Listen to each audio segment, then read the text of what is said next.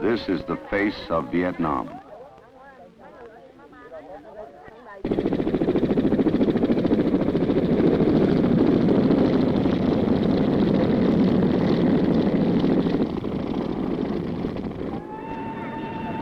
After 25 years of war, 25 years of continuous terror, famine, pestilence, and death, many of the living envy the dead, for the dead no longer suffer.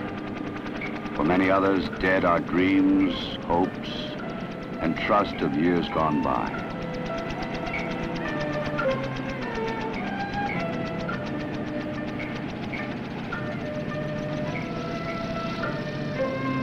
Only one thing keeps many going: hope. You're a Marine on patrol, headed for some village whose name you don't even remember. This is BC country, a region seized and under the control of the Viet Cong. Somewhere out there, in the dense jungle growth, they may be hiding. At any moment, you may come across them. Viet Cong or refugees? If Viet Cong, you know what to do. But if refugees, what? What do you do with these people who want out? Refugees who have had enough of the enemy from within. Your job when you encounter them? Where possible, to take care of these refugees. To bring them to a place where they can be safe, where they can learn to believe in life again.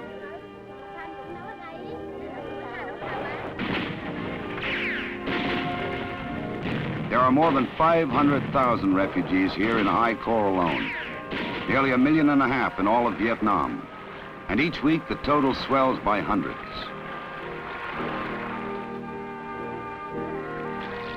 With each passing day, the odds go up that you will encounter refugees. The Marine Corps expects you and your buddies to help through the Civic Action Program. As part of this program, you will provide assistance, protection, and transportation for the refugees until they are safely relocated.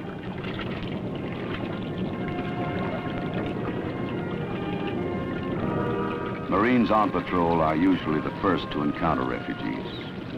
Greet them with compassion, with warmth and respect. As a Marine, show them that you are there to help. This simple act of kindness has its practical aspect. Each refugee is one less source of intelligence, food, or shelter to the Viet Cong. One more potential ally.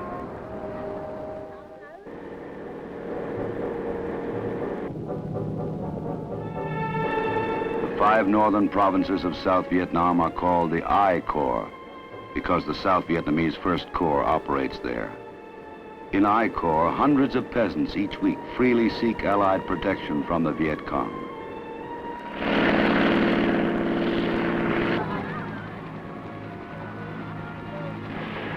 An example of inter-service cooperation shown by the use of Army helicopters resulted when a call was received to lift out a large group of refugees who were caught in the middle of a fierce firefight between the Marines and the Viet Cong forces. They have hidden during the fighting, and now, during a lull, they run for assistance. It is your job, the job of the Marines, to bring these people to collection centers, where the government of the Republic of Vietnam will provide for their immediate needs, food, medical care, shelter, and start them off on the road to a new life. Why do these refugees leave? Why do they run the risk of getting killed by the VC to come out and meet you? The answer is simple. They have seen too much. A village headman and his family shot to death. A school teacher beheaded. Their rice stolen at gunpoint. Their young men kidnapped. Such is the Viet Cong liberation. Such is Ho Chi Minh's people's democracy.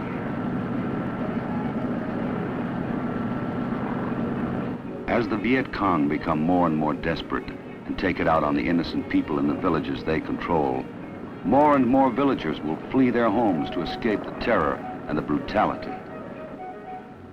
You will find very few able-bodied men among them. The The majority are women with babies, children, and older people. They are weary, disillusioned, bitter, and lost.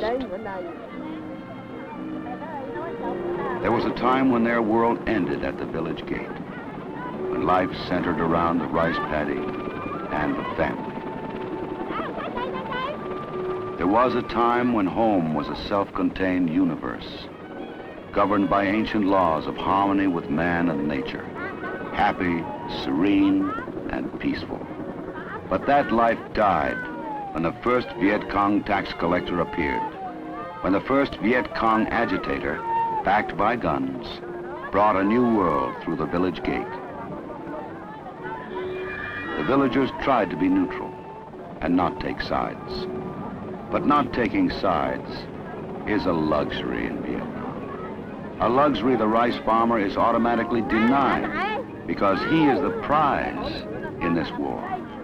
A mother worries about her children and about the old ones. Will the whole family ever be together again? These refugees are now strangers in their own land. Most have never traveled as far as 5 miles from their homes. Left behind now is a part of their souls. The ancestral home and the lands tilled by the countless generations before them.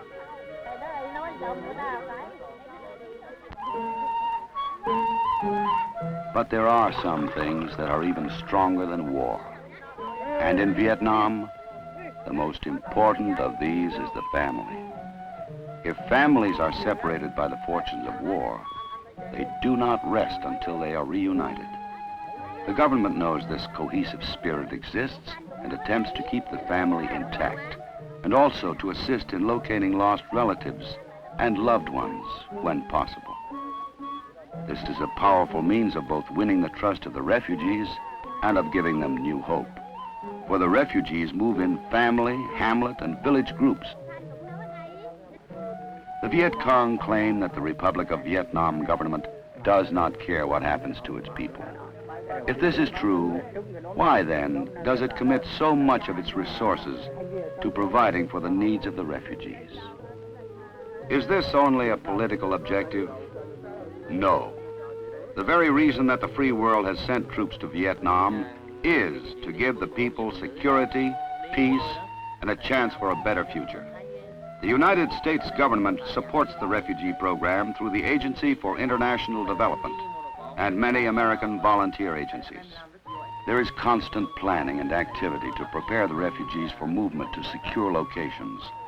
One of the first is the taking of a census and the bringing together again of family groups.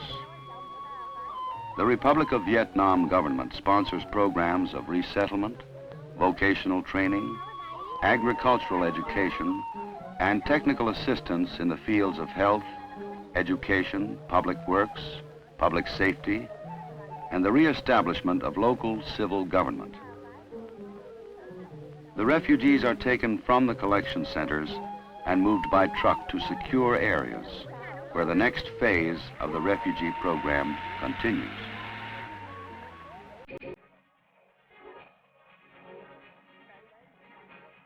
Upon their arrival in the secure area, the refugees are placed in temporary quarters where they will live until they can construct permanent housing of their own from materials provided by the various relief agencies.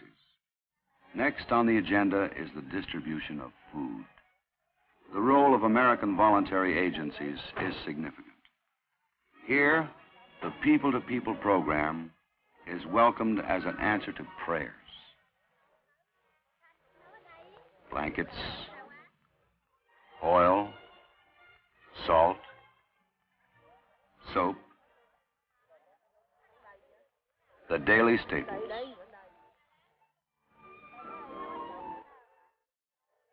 And dried fish.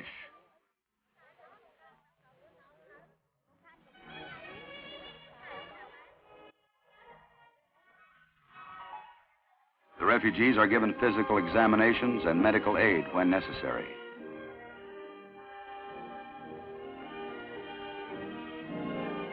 For this man, it was absolutely necessary.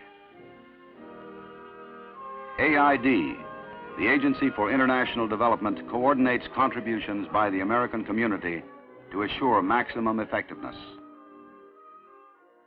Food, medical assistance, and tools of self-reliance come through voluntary relief agencies, missions, foundations, and other non-profit, non-governmental organizations.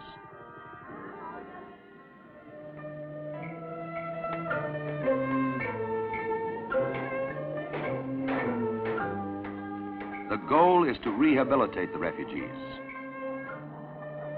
Besides giving them an initial money allowance, materials for housing construction, and a subsistence garden plot, the Republic of Vietnam government tries to teach them new skills. It teaches them how to grow new crops which they can sell on the open market. It encourages the refugees to open small businesses.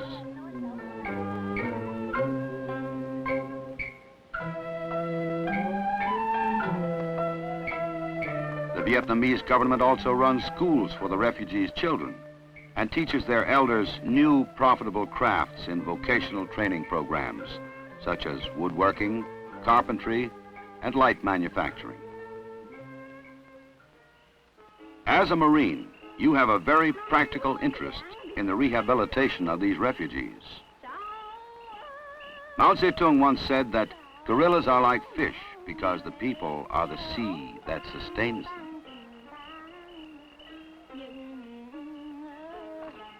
As more and more refugees flee the Viet Cong, this sea slowly dries up, and the Viet Cong fish slowly suffocate and die. A time will come when these youngsters will understand what all the fuss was about.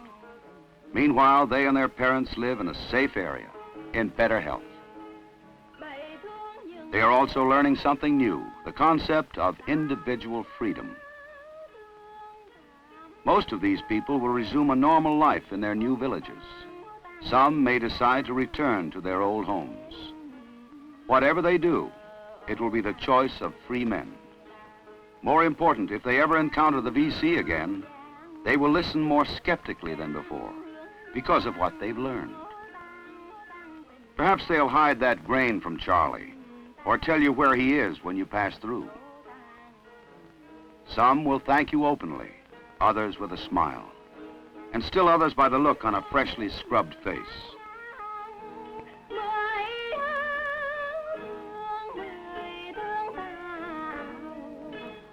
Some will show it with action as they build their villages and toil in the fields and paddies.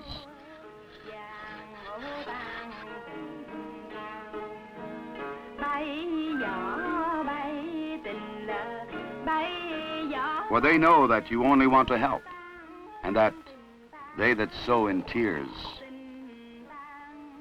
shall reap in joy.